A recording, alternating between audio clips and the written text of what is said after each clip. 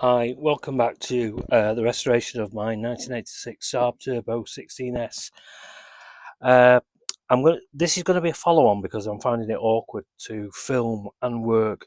I've explained about the fuel strainer in the bottom of the tank, and the,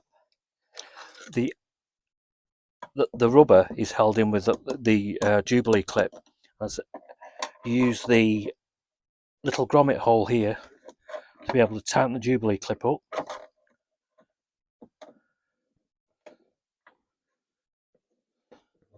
Which holds the fuel pump in.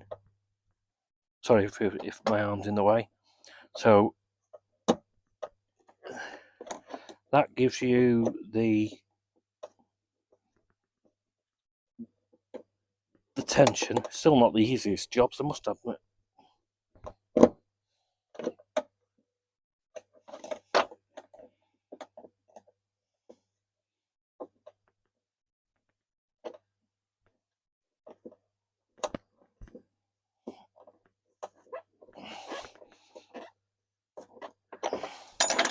Like so, and then you've got one copper washer at the bottom.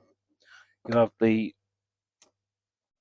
from the fuel filter to the fuel pump, the banjo bolt, the second copper washer that sits on top, and then the 19 nut which you tighten down.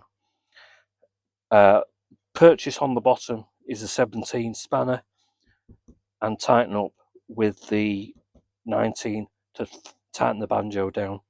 Hope this isn't too much of a struggle. It is going dark for me. And then you've got your connections. Mark your connections. That you can't see that, but one's marked red, one's a bigger spade anyway, so you can't get them mixed up.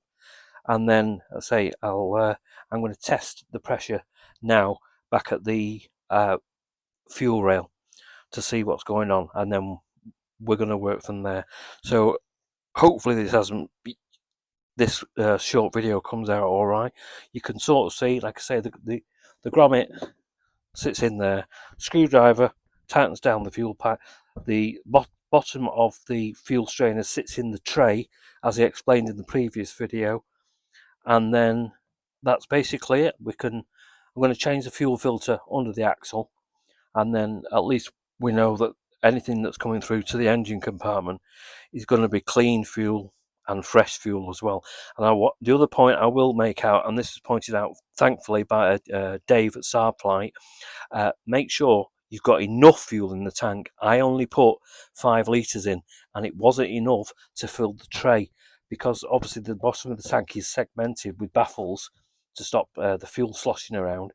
You've got to get enough to get fuel into that tray to create the pressure back at the front of the car. So that was one of my mistakes, not enough fuel. So I would say, I don't know, maybe at least 10 litres in the tank, and obviously the front end of my car's up, so the fuel is also running to the back of the tank, which is causing the problem. So plenty of fuel to cover that orange tray, and then your strainer, and hopefully in the next video, I might, if I've got pressure, the car might start. I don't know. If it does, I'll try and film that for you.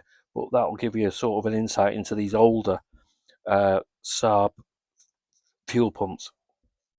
Right, leave it there. Look after yourself. Take care. Thank you.